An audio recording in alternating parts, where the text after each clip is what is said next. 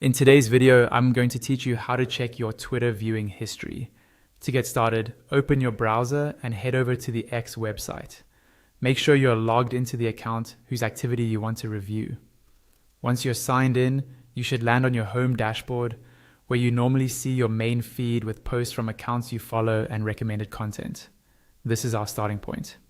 On the left-hand side of the screen, you'll see a vertical menu. Look for the option labeled More. It's usually toward the bottom of that list, under items like notifications and messages. Go ahead and click on More. This will open an extended menu with additional options that don't fit in the main sidebar. From that expanded menu, find and click on Settings and Privacy. This section is where X keeps all your account controls, including security, privacy, and data tools. You might be asked to confirm your password or verify your identity at different stages, especially when dealing with sensitive data. That's normal, and it's there to help protect your account.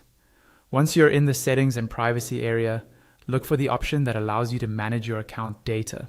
In that section, you'll see an option called Download an Archive of your data. Click on that. This is the key step, because X doesn't show your full viewing history directly on the site.